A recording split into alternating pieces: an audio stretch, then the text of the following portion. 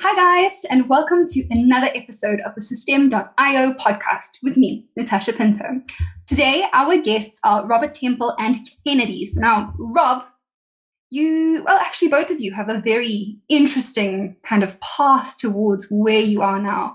These days, you are email marketing specialists, but I think before this, you were a comedy stage hypnotist, Rob, and then Kennedy, you're a psychological mind reader.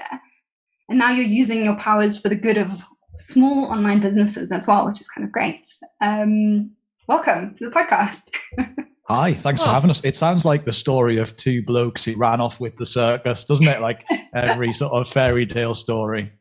Completely, but I think it's brilliant because often our audience you don't really start off thinking, hey, I'm going to be an entrepreneur. You kind of start off with something else or working a 9 to 5 and then discover actually, this is not for me. I want to be building my own business.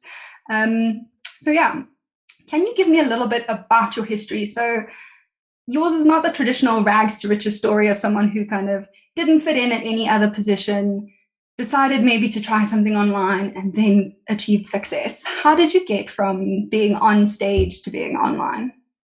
Yeah, it's more like rags to rags, isn't it? Basically what happened was we were both, I think probably, I'm going to speak for Kennedy here, just weird kids. So I was like a weird. No, I was really popular. I was into hip hop. I was great. Like a weird, shy, nerdy kid, didn't make friends all that easily, didn't get bullied, wasn't unpopular, but just was a bit odd, didn't fit in. And I found entertainment. And I think Kennedy, similar sort of story, found entertainment as a thing to do. That was like a cool crutch and like a cool thing, and just became obsessed with it. And for me, leaving school and for Kennedy leaving university, we both started our entertainment businesses at around the same time. And we realized that actually being an entertainer is a business. And we didn't expect it to be. Like you said, we weren't like entrepreneurial types or anything particularly. And so what happened was, we just now found we had to learn how to do all these things like get booked, get rebooked, get referred, price ourselves well, branding, positioning, marketing, all of this stuff that we didn't want to learn, but the accounts of it that you didn't want to learn, you just had to. And that was that. And very quickly, we found that again, completely independently, we found that email was like our favorite way. And we're talking like 18 years ago, was our favorite way to get clients, turn those clients into repeat clients, turn those clients into other gigs and referrals and that kind of thing. And then one day after a couple of years, we both just sort of swapped notes. We were sat on Skype, and that dates this story, doesn't it? We were sat on Skype and just chatting. And we both sort of said, oh, I've been doing this email marketing thing. We've got an email marketing platform. And Kennedy said, oh, I've got the same one. And but that was that. And we sort of swapped ideas and it became like an informal little mastermind thing. Just like we would regularly just touch base and say, what are you doing? Oh, that's cool. And refining ideas. And eventually these became like our core frameworks that have evolved into what they are today, that enabled us to do email marketing well and often and regularly and that kind of thing, and easily without resistance. And then before very long, other entertainers started seeing that we were two things that you're not supposed to be. We were both busy and expensive to hire. And everybody thinks that those two things are mutually exclusive. They think you're either busy or expensive and you can't be both. So they started saying, well, how are you doing it? And they were signing up to our email lists to see what we were sending. So in the end, we ended up coaching entertainers. Kennedy was working with all kinds of entertainers. I was working with hypnotists specifically. And then after a while, that led to us being asked to go and speak together at some marketing events. And we were like, okay, fine. So we did, and just sort of found a groove with it. And then that led to us sort of coaching mostly course creators, coaches, membership site owners, small businesses who use the internet to sell their products or services. And that's where we've really found our groove with it. And now we still go out and perform because it's one of our favorite things to do. And so we get to do that and balance it with having a really good online business too. And it's really cool. And we kind of look at applying the psychology of a hypnotist and a mind reader, the same stuff that we do on stage, to make emails compelling and interesting and addictive and high converting. So that's our weird little story. Oh, it's a brilliant story though. And I actually relate to it a little bit myself. I did not study anything even remotely related to the job I have now. I've got my honours. Oh, were you a juggler? Did you juggle chainsaws? That's what I was going to say. I juggle chainsaws. If only. No, I studied theatre, writing and directing for theatre, and then I've got a teaching degree as well, and I did that for 7 years, which I absolutely loved. But then the sort of got tired of, even though it wasn't necessarily a single desk job, it was like a 18 desk job or 25 desk job. And I was like, now I'm tired of this. I'm done. I want some more freedom. So yeah, I understand the weird little story of not quite fitting in, doing something more entertainment based, and somehow it works here too. Love it. Yeah.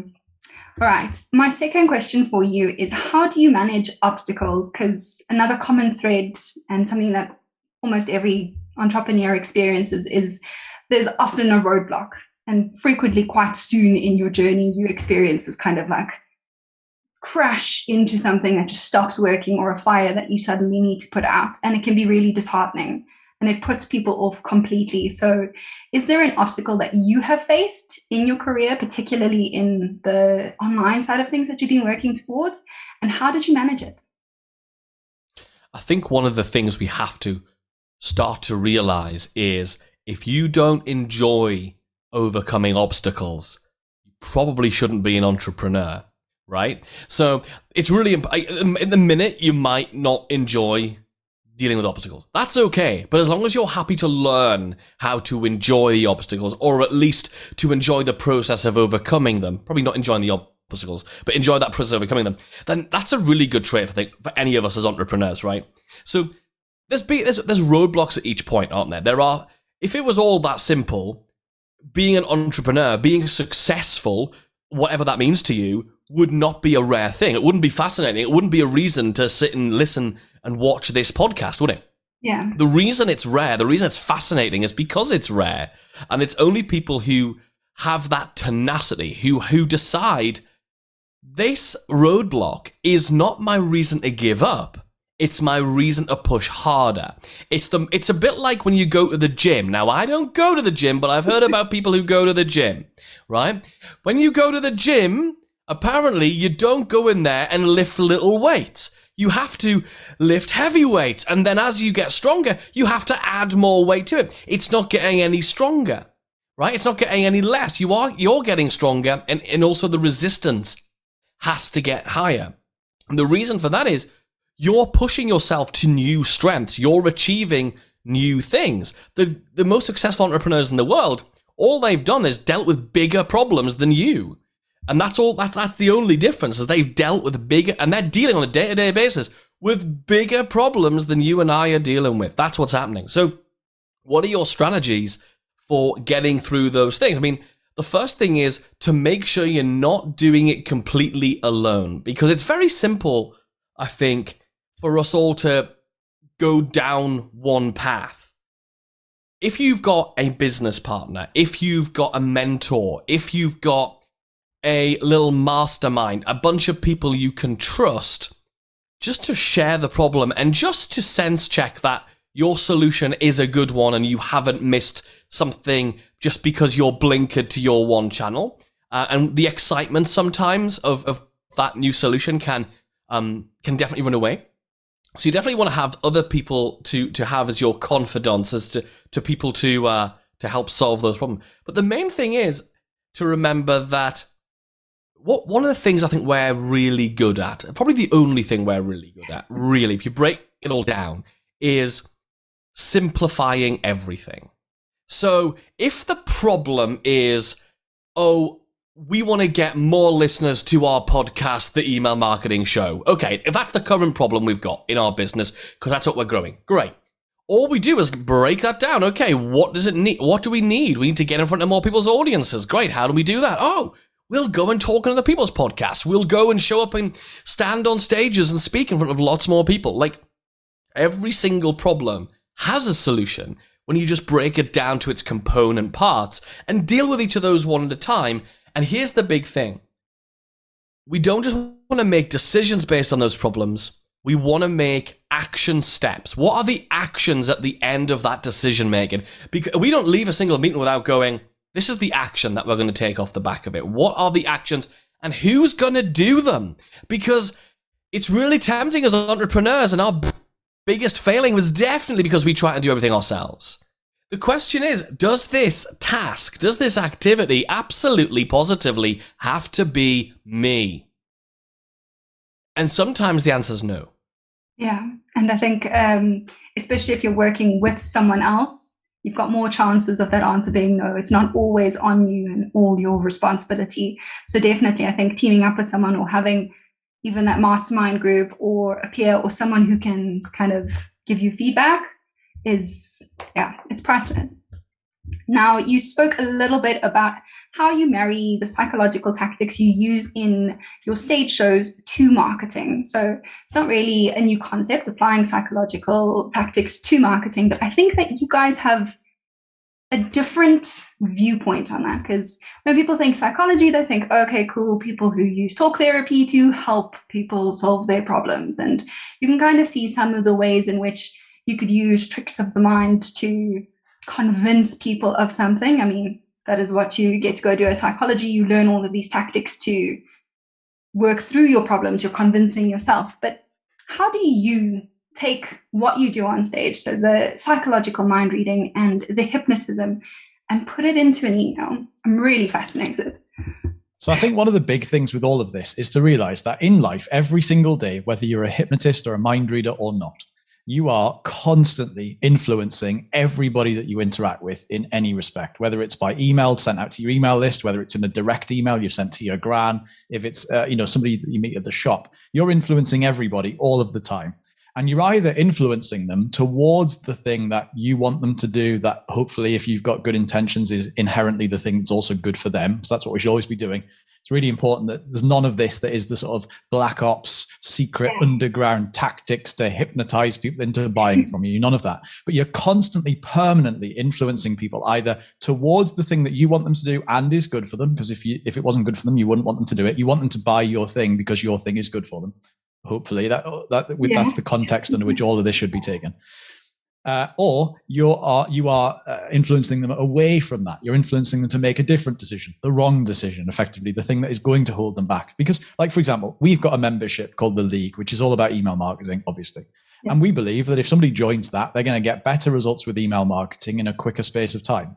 So it makes sense for us to do everything we can to influence people to join that, because the honest truth of it is, and we believe this to be true, that every day somebody doesn't join that membership is a day that they're not making more sales with their email, is a day that they're not putting the stuff in place. And every day that they wait is a day wasted.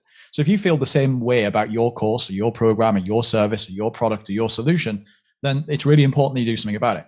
And so a lot of this comes down to training people effectively. So just like when you get a brand new puppy, you have to train the puppy to go outside when it needs the toilet, or to let you know, it doesn't like open the door, like to, let you know that I want to go outside to go to the toilet. And you eat at certain times, and you don't beg off everybody else's plate, and you don't jump up and bite the postman's hand off, etc. So in order to do all of that, we have to do the same level of training on stage. So the minute we get on stage, it's a bunch of stuff we've got to do. We've got to convince people that we're worth listening to. We've got to convince people that we're in control without them feeling like they're out of control. That's important. They have to know that we're in control, but so that they don't feel like they've lost control. And so that they know we set frameworks and rules and they follow those rules. Now, some of those rules, for example, if you come and see my show in a theater, some of those rules are laid down for you by the building. So you know that when you go to the theater, you sit in your seat, you face the same direction as everybody else. You don't talk. You try not to rustle your sweet papers. Some of the rules are set down by the environment. And then some of the other rules are just set down by the things that you do, the words that you say, and the actions that you take. And so both Kennedy and I have to contend with that on stage. And so we immediately said, okay, great. How do we take that and apply it to email? Because the first thing is, in people's inbox, there are those rules of engagement like there is in a theater. So in somebody's inbox, they feel like, and sometimes these rules are good for you and sometimes they're bad for you, but people feel like this is my inbox, and therefore anyone who comes into it is intruding on my territory. Now, we don't want people to feel like that with email, because we want them to want our emails. So we've got to flip that back around at them, and we've got to do that. We also want them to know that what the rules are here. We're going to send you emails. The emails are going to be valuable. We're also going to sell you stuff, because we're a business, not a charity. We're going to help you as much as we can for free, but we also think you should come and pay us and work with us over here. And so we do things like the minute somebody joins our email list, the minute they join, they get their email giving them whatever it was that they signed up for. So a lead magnet or a product they bought or something. And then 10 minutes after that's happened, they go into email number 1 of a 4-part welcome sequence. We call it the Getting to Know You sequence, named after the song from the King and I musical, because we like musical theatre, so everything's named after musicals. Brilliant. So they go into email number 1 of 4 of the welcome sequence. And that email lays down the rules. it sort of flips it back at them. It lets them know, actually, it doesn't say it in these words, but it lets them know that actually this isn't your house that I'm intruding on. I've invited you into my house by joining my email list, and I'm going to have this wallpaper, and I'm going to make the tea the way that I make it. And if you don't like the taste of the tea and coffee, and you don't like the biscuits I've put out, and you don't like the wallpaper, that's fine. You can unsubscribe at any time, but you can't reply and complain. You can't swear at me in replies and tell me to, whatever.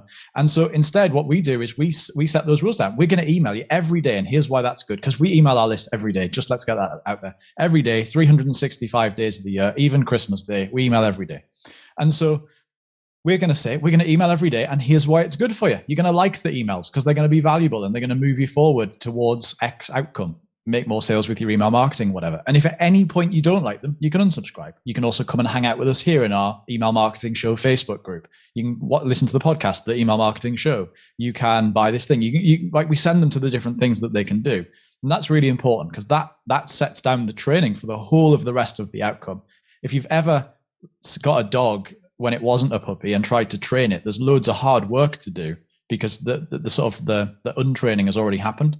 Yeah. And so the goal here is to get somebody on day one, and you have to very quickly say, I don't care how other people who email you treat it.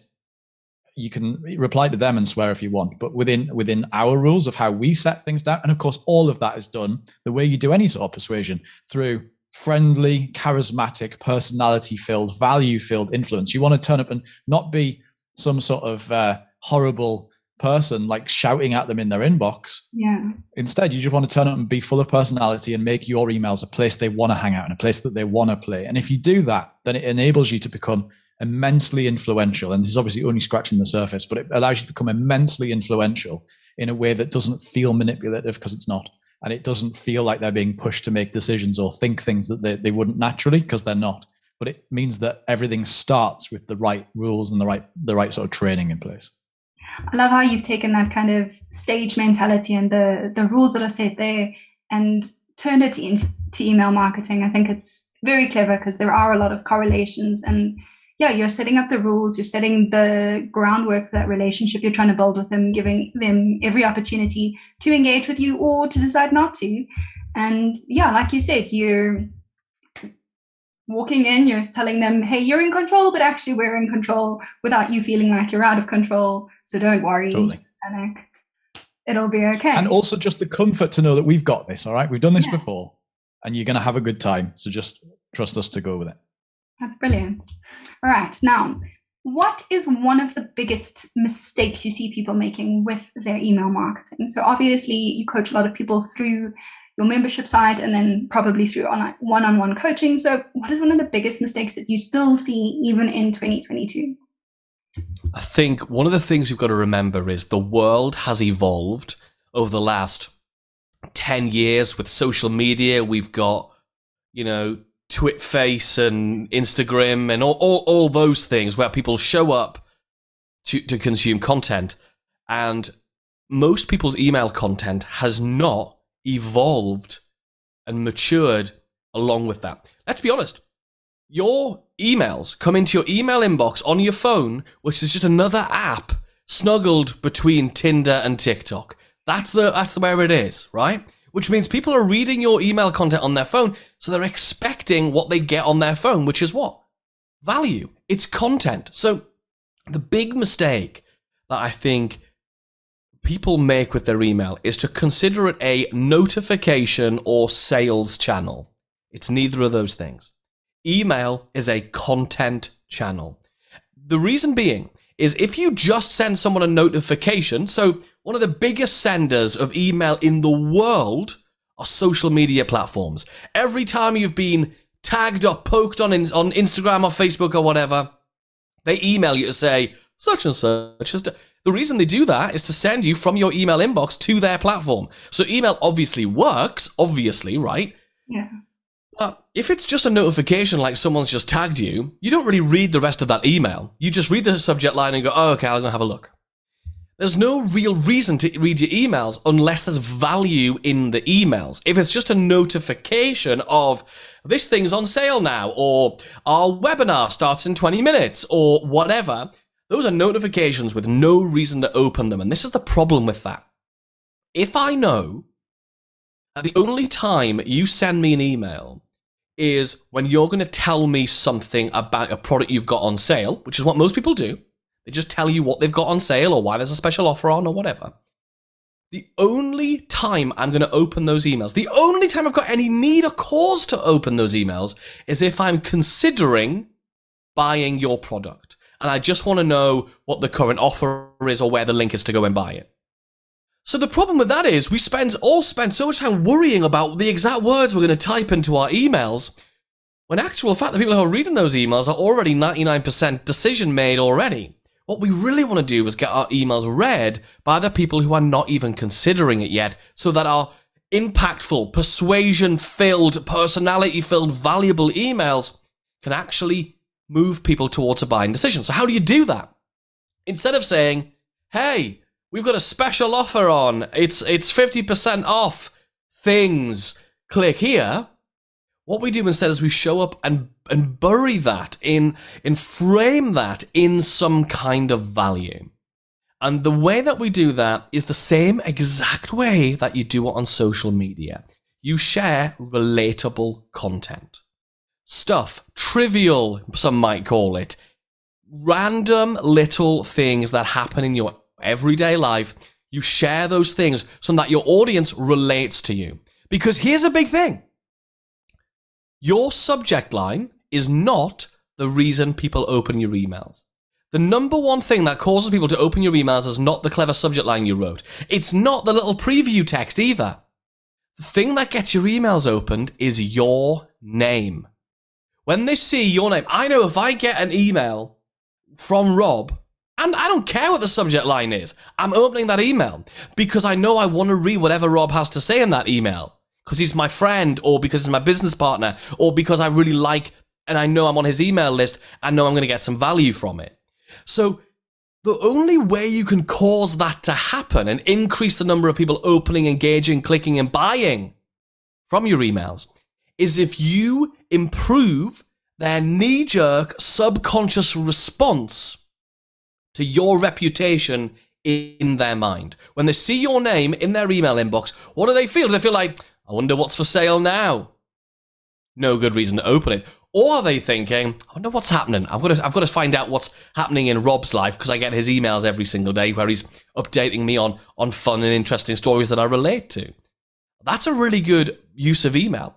The big mistake is using email as anything other than content and value in those emails. Okay, definitely. It's an innovative idea to email your list every single day. I think every other email marketer out there will be like, don't do that. Oh my God, they're going to die or be overwhelmed. But I think the way that you approach it, because you're making it content, you're making it super value-based, you're ensuring that they're getting something out of every single email, kind of negates that worry of thinking, oh, I'm going to irritate my email list by selling to them constantly, because it's not what you're overtly doing. You're instead providing them with free value, providing them with something entertaining, something relatable. And so they're more likely to relate to you as like a brand rather than just, oh, this is a business and they're selling me stuff that I probably don't want. All right. Yeah. Now, it's an attractive idea to think that the most essential ingredient for an online business is this email list. And we've spoken about how people kind of assume, hey, you can just sell to them and this will be your business for everything. So how do you go about avoiding the pitfall of being too salesy? Is there a trick or some tips that you can share to prevent people from doing the, hey, this is on sale, and oh, I did this thing that you must look at immediately because in it is something I want you to buy or join or like spend money on? So here's the really counterintuitive bit. People, if you do it right, then actually emailing more often makes you way less salesy. Even if you sell in every single email you send, which not in every single email, but probably 95% of them we do. There's a handful of reasons why we wouldn't. Like, we need you to register for this webinar. Well, there's nothing to buy there. The webinar is free and we'll sell on the webinar. So even that's sort of a sales pitch. Or we're going to do this 5-day challenge and it is free, but at the end we'll make you an offer. Again, the email to register for the challenge, there's nothing for sale there. But in most of our emails we have some offer and the chance for people to buy something. And so here's the problem though. On the flip of that, if you imagine you've got somebody who only emails when they've got something for sale, like they've got a new launch happening, or they're doing a special offer, or it's Black Friday, or something's happening, you now have a huge problem because you're the guy or the girl who only pops up to say, do you want to come and buy this thing? And we've all been subscribed, probably still are, subscribed to some of those people where you know that the minute you see their email landing in your inbox, they're going to have something to sell you in a couple of weeks because they launch their course twice a year, or they open their membership 3 times a year or something. And you know that they're only emailing you when they've got something to sell. The other side of that is people who email regularly, but their emails are hello, and then straight into some reason why you should buy from them. So the way that we flip that on its head is we say, we don't want to use our emails just to sell. We want to use our emails to deliver value, as Kennedy said, and give people the chance to buy. So it's not about us selling to our audience. It's about us making sure that we're a person of value and that we give them the opportunity to buy when they're ready. So how do we do that? Well, of course, we use stories about, innocuous things that are going on, as Kennedy said. And then we've got a bunch of frameworks for doing it, but basically we share some sort of story and a lesson as it relates to them, so that's valuable by itself. And that's 2 bits of value now in that email. The story provides entertainment, emotional value, stuff that makes them happy, angry, sad, scared, worried. It has some sort of emotional thing to it. And then the lesson is a sort of slightly more tangible, and here's what that means for you and your email marketing, or here's what that means for you and your vegetarian kitchen, here's what that means for you and your whatever it is that you teach. And then you make an offer and say, if you want to find out more about this, if you want to get all of our email campaigns we talked about, if you want to get coaching from us every 2 weeks, if you want to get this, if you want to get that, if you want to get the other, then come and join our membership, The League. Come and buy our course, the whatever course.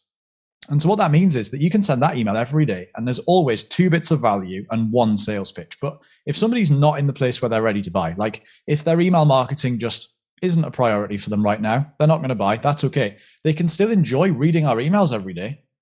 And the offer is irrelevant to them. It's invisible to them. It doesn't irritate them. It just happens to be there. But the email, for the most part, is still super valuable and interesting and relevant. And if at any point it's not, of course, they can just unsubscribe. Subscribers are not Pokemon. We don't have to collect them all. If people unsubscribe, that is totally fine. It's much more about building a really good engaged list, not a massive list who never buy from you. There's no point in having a list who you are of 1 million people that you're too frightened to email in case they unsubscribe. You might as well not be paying for that.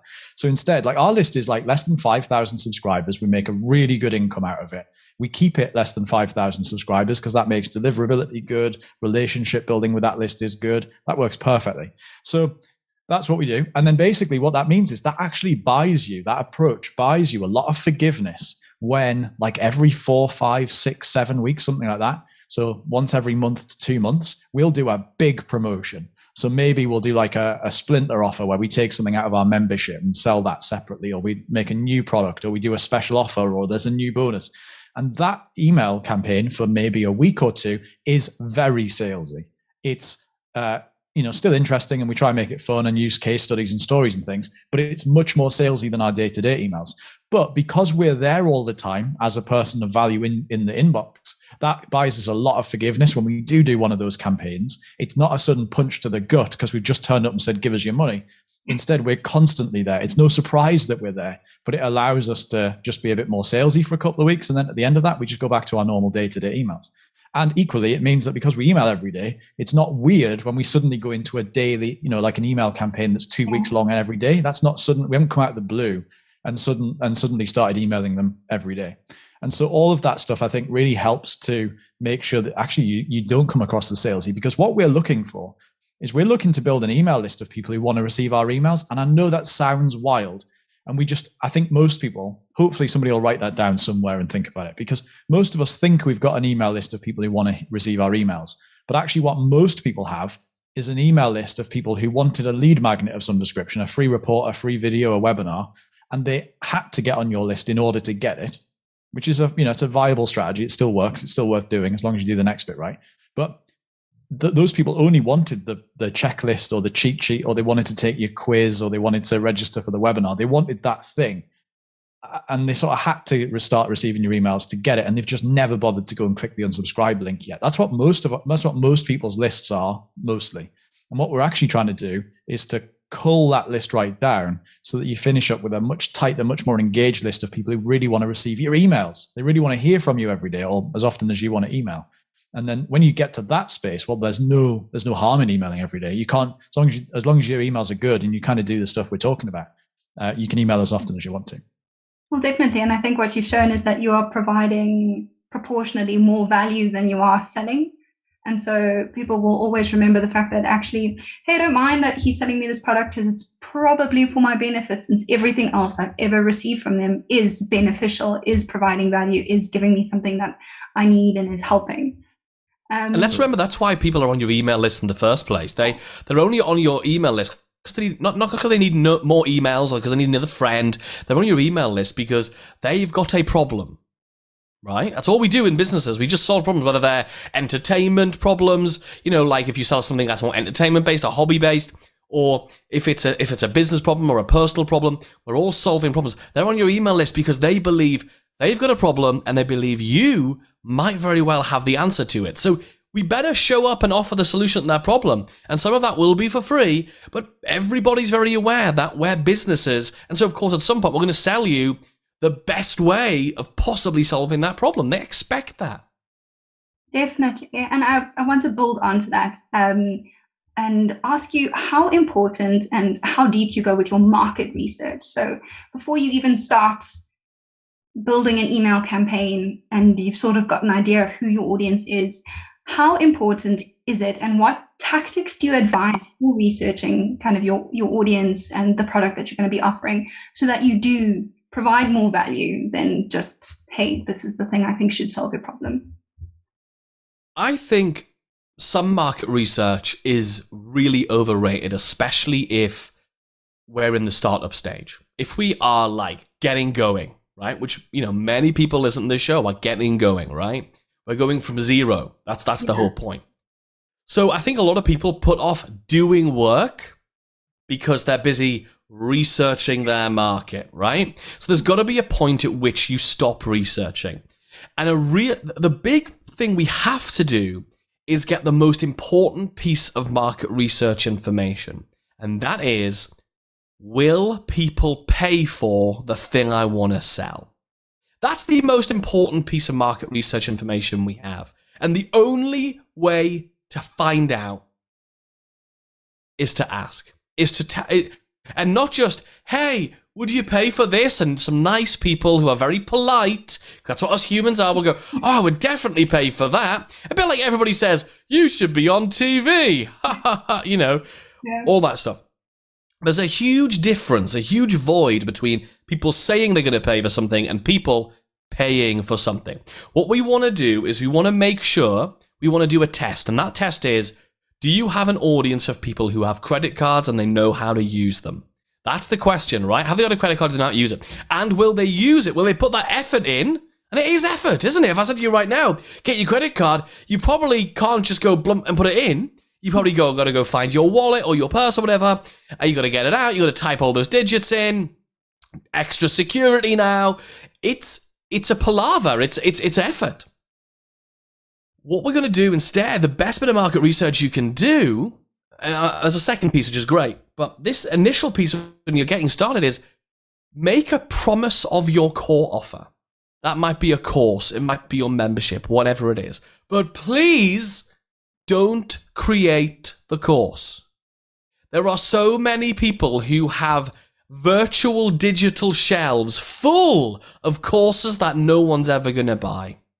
And it's a shame because you put your blood, heart, your soul, your everything, your passion, everything you believe, everything you've worked on into this course. And you overcome so many of these roadblocks that we talked about earlier. Technical ones, flow about how the best way to teach it. And then no one buys it. You've done all this, and that's really disheartening. It sends you in that spiral, that cycle of, well, what's the point if no one buys it? It's not a very good situation for you. And you've made no money, so it's also terrible. So what we do instead is we will come up with the main promise of a course we can absolutely teach. It's not a made-up course, we can absolutely teach it. We come up with a promise, we come up with a title, we put up a sales page. Very easy to do that these days, of course, right? We put up the page, and we say to people, we're going to teach this course live on date in 10 days' time. You can get in now. It's just $39. Not only do you get to come and join it live and ask questions, but you also get the full recording. What that means is One, if people buy, you do the course. If nobody buys, you don't do the course. And then you can write a new angle for the course if that one didn't work and see if anybody buys that. And you keep doing that until somebody gets it. And then what's really cool is people buy it, you're getting paid to create the course. Because as soon as people start buying it, you go, right, I've hit a number where I think it's worth me making this course now. Now you make the course. And you've been paid like, well, I'm putting these slides together and driving myself insane because Apple have moved everything around again. But it's okay. I got paid for this. You deliver the course live, you chop it up a little bit or have somebody else chop it up, and now it's a course you can sell forever. So the first bit is that you've got to research, will people buy this? The other bit of this is the fact that every time you send an email, you're doing bits of research without realizing it. You're seeing what people engage with. What do people click on? We do stuff like we'll tag people. If they click to go and look at our membership, the league, every time they click it, they get a tag saying interested in that thing. Obviously, it only really matters the first time they've done it. Although we do pay attention if somebody clicks more than once, we'll put them into a different sequence because we know they're more interested. But basically, somebody goes to look at our podcast, we'll tag them and say, oh, this person's interested in listening to content. That's great. That's worth knowing. If they go and listen to a particular episode that's about list building and we know they're interested in that, we'll tag them in our system and know they're interested in that. And you're very quickly building up a picture to the point that we started our business and said, right, we're going to be email marketing heroes. We're going to teach all this stuff we've done for nearly 20 years with email. We're going to teach it all, and that's going to be awesome. And then we very quickly started building our list, and we very quickly started selling products about email marketing. And then one day we did a little survey to people and said, what's your current list size? Because that would be useful for us to know. We have like 1,000 subscribers at the time. And something like 40 or 50% of them, when we looked at the little pie chart, said that they didn't have a list at all. They were just getting started, right? They didn't have a list, didn't have a business. They had a business idea and they knew what they wanted to do.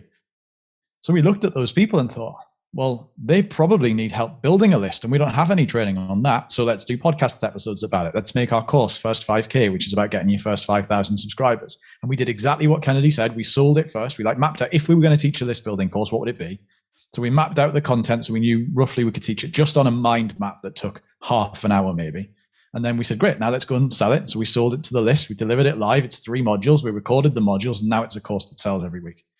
And so that every time you send an email, that's bits of market research, but it's not, the digital equivalent of wandering up to somebody with a clipboard and saying, hello, can you answer these questions about the orangutans in this country? Like, you're doing real research because all you're actually doing is just monitoring behaviors, which is what Kennedy does on stage every time he does a show. Just watching how somebody stands, how they react, where their eyes look, what they're doing to read what they're thinking. That's all he's doing. So we're just doing the same digital equivalent. Every time somebody clicks on a link, that person clicked on a link and they go into a pool of people who clicked on that link. And so you're constantly, but that's research that means something because you're not asking people questions specifically. You are just watching what they're doing. Yeah. There's a final type.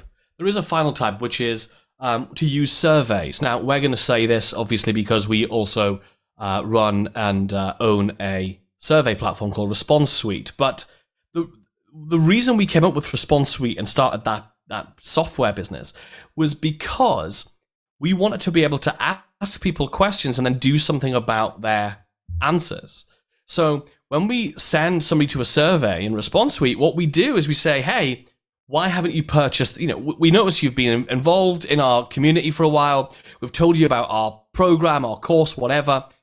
We think it's a great solution for you, but you've not joined yet. Can we ask you why? And they maybe select one of the options from that radio button list. And they tell us, I feel like it might not work for me.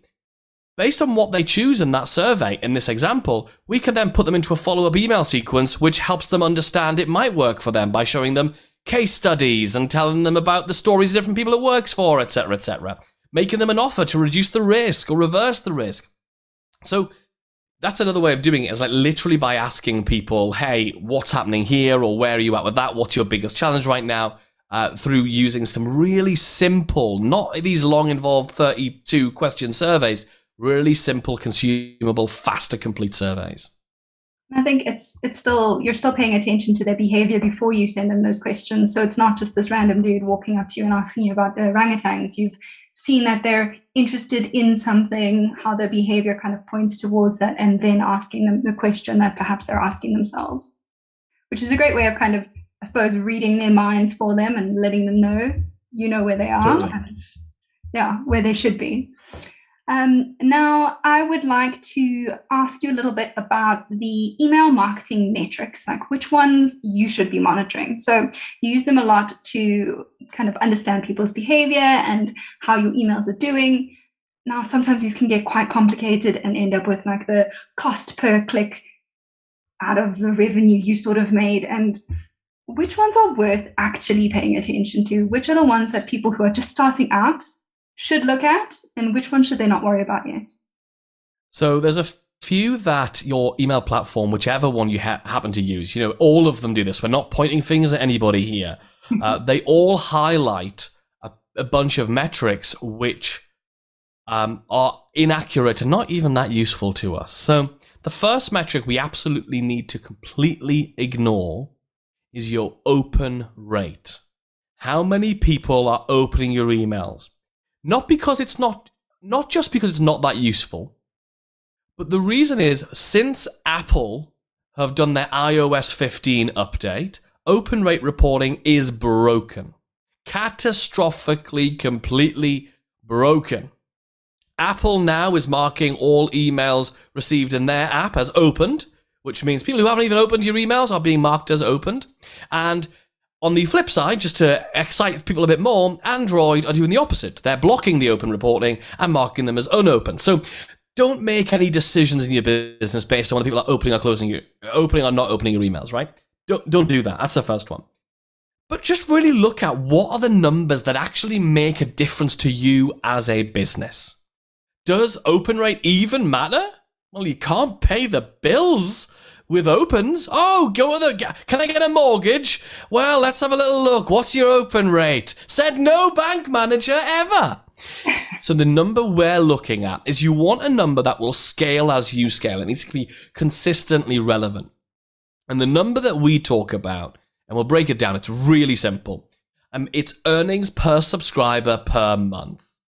So if you've got 10 people on your email list, and bear in mind, everyone gets their first subscriber at some point. And the great thing about email compared to social media is, look, if I come and follow your new business account on Instagram, I know how many followers you've got. Because I can see. On email, I haven't got a clue. Nobody knows. So they don't know how big or small you are. It doesn't matter, right? And we all get our first subscriber. So you get your first subscriber, that's great. What we want to do is figure out your earnings per subscriber per month. And that is literally, how much money did you make this month? Let's keep just some random numbers. Let's imagine, because I'm not very good at maths, so we're just going to keep the numbers round and silly. Let's say you make $1,000 in January and you had 1,000 subscribers to your email list in January. Divide one number by the other. That means I earned $1 per subscriber in January. And then at the end of February, so the beginning of March, we then run the same number for February. We say, okay, how much did we earn? Maybe we did $2,000, but we still only had 1,000 people on our list. Well, great news. We earned $2 per subscriber in February. What that is showing us is that our ability in email marketing is improving because the earning per subscriber is increasing. So we're really focusing on and the other great thing is you can pay the bills with the dollar per subscriber per month. And it also gives you a lot more information like, hey, does that mean I can now invest in some paid method or hiring somebody to help me to grow my email list? Well, if you know how many dollars you earn per subscriber, you can make that decision. You're not guessing. You're not creating risk in your business, which is a small business. We don't want very much risk, do we? So the earnings per subscriber per month is really, really important. Other things to let you know that your email is good is to look at your click-through rate. How many people are actually clicking on the links in your emails? Because if they're not, then the way you're presenting that offer, the way you're saying, hey, click this, could be more attractive. Maybe they've gone blind to it because they all look the same. Maybe it's just not that exciting, so they're not clicking on it. So look at because if people are not clicking on the links to in your emails, they're not clicking to look at your sales pages or your offer pages or your registration pages. So you can't move them down that sales journey, that funnel. So do have a look at your click-through rate. Make sure that you're increasing that or staying around the same place. Are certain types of emails getting a rubbish click-through rate? are certain types of emails getting a great one. Always, always, always just do more of what works. Don't worry too much about fixing the stuff that doesn't. Okay, excellent advice. And then you mentioned it a little bit already about how Apple has ruined the ability to read open rates. How else do you think email marketing is going to change? Because obviously people are going to have to adapt and change the way that they measure things. Because if your open rate is either erring in one direction or the other, telling you that everyone's opened it or actually nobody has bothered, how do you think people should prepare for the future of email marketing?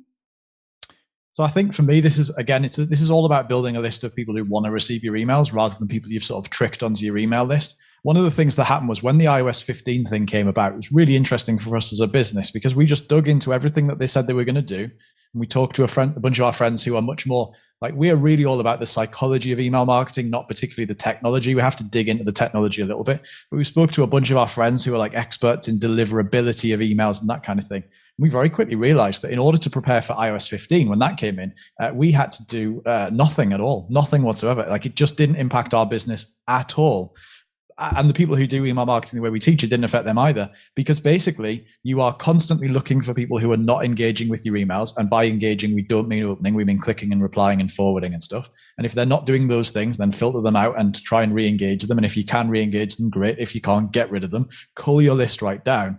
And at the same time, we see people in Facebook groups saying, I've just bought this list of 120,000 subscribers. What can I do with them?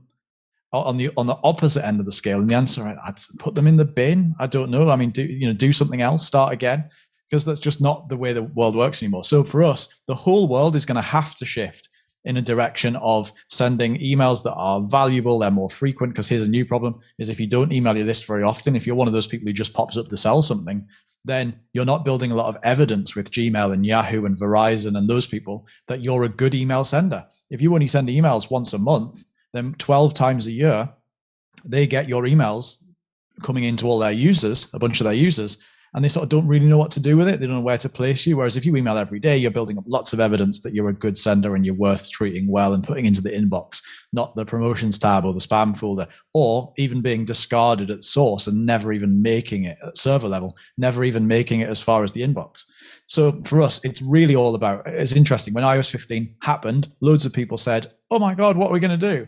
And we said, absolutely nothing. We'll just ignore and proceed as we always have. And I don't think we've made any changes whatsoever off the back of the iOS 15 change, other than to tell more people, just do what we've said and you'll be fine.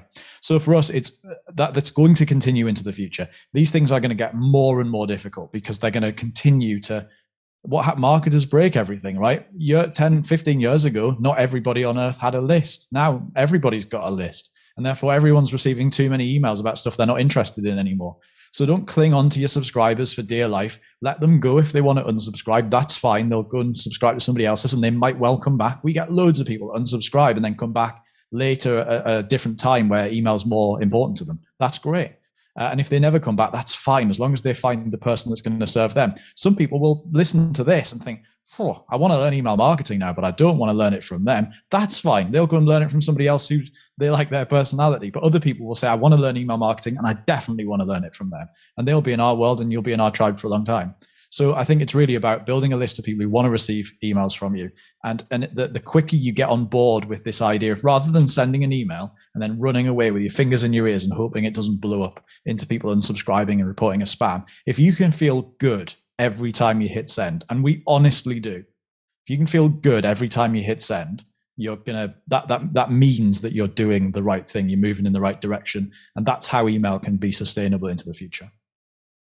Right. And then my final big question for you is kind of a twist of topic, but I think your expertise in psychological marketing techniques would really still apply and be interesting how you could apply them here, is with social media. So obviously there's been this massive shift and social media platforms themselves are kind of preferencing certain types of content, and every now and again they flip the algorithm on its head, piss off every single content creator who's been learning how to manage with what they've got. How do you take what you do with email and put it onto social media? Because it's a great way to kind of access a built-in audience that's already there, you know a little bit about them. How do you do that? It's exactly the same. I mean, it's really interesting. Our approach to leading with stories, leading with value, is pretty much what most people are doing on social, but they haven't transplanted that same skill into their email. And there's a good reason for that. Our brains segment things, and they don't allow us to break down these walls and transplant ideas and thoughts and knowledge and skills into other areas. How many times have we all done something and thought, oh, I should have been using that skill that I learned years ago, but I never thought about using it in here? That's exactly what we're asking you to do. If you're already enjoying doing your Instagram story posts and your engagement posts in your Facebook group and all that stuff, you can use very, very similar stuff in your emails, because the reason people share your stuff, save your stuff, like it, and comment on it is because they're saying, I identify with that. I identify with that, and I'm happy to be seen to be identifying with that. That's exactly what your emails are doing. They're asking people to identify and relate to you. When Rob shows up in your inbox and tells about the fact he bought a brand new mattress, and he talks about how that was a strange thing to do online because he couldn't test it out, but it's during a pandemic, so I had to buy it online. You go, oh, yeah, that is strange. I had to buy a mattress. I remember sitting in the bed shop when I was trying to buy it.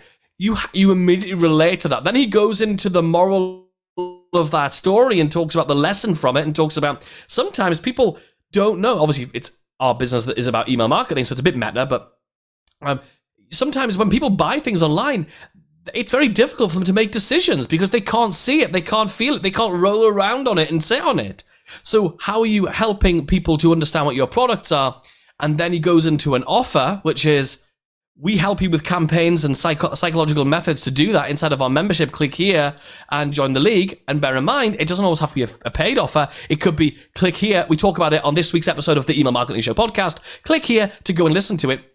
When you do that, you're doing exactly the same as you would do on social media. You could take the same stories, the same thing. I used to do this. I don't do it anymore just because of time and stuff like that, and effort. I mean, it's like 3 clicks. I don't even know why I don't do it. But what you can do is you can take your emails and make them a blog post each day, make it a daily blog. Like you can take all these things and reuse them across everything. It's the same technique. It's about being valuable, about being relatable, and make sure people are getting value.